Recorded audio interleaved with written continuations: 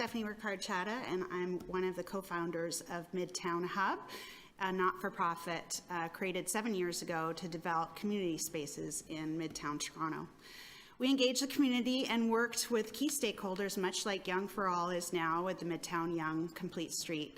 I'd like to thank the members of Yonge for All that, as I know that it takes a lot of energy to advocate for your community.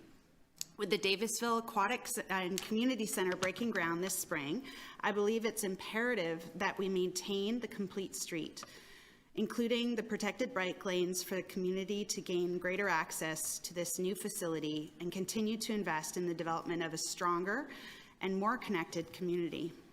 As an engaged member of the community and a parent of children who went to Davisville Public School, I can tell you that Davisville is diverse in socioeconomic status and cultural heritage. Previous multicultural night events were attended at the school with hundreds of countries of origin represented. Much of the school's population comes from the apartment buildings along the south side of Davisville, highly populated with new immigrants just establishing themselves in Toronto.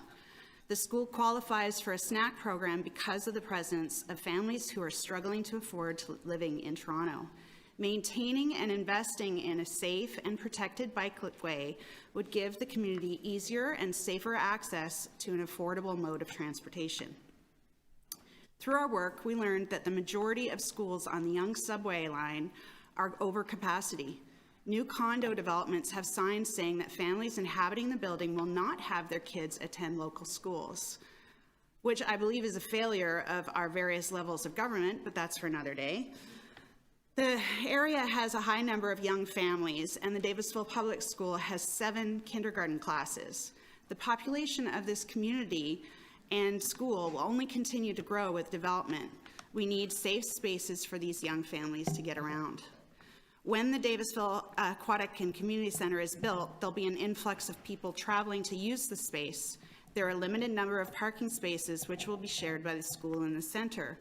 And the current adjacent parking lot is owned by the Times Group, who are pushing for massive condo towers, and Yonge Street has been selected as a high-density building area. Final thoughts, and just, I didn't reset your timer, so you're about 3 minutes. Okay. So making this growing area more accessible to walking and cycling just makes common sense. If you think that traffic is bad now with bike lanes, just wait till all the development goes in.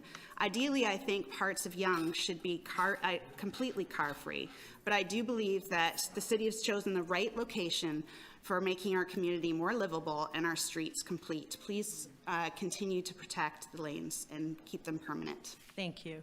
Any questions of the deputant? Okay, seeing none, our next speaker is Ian Dara,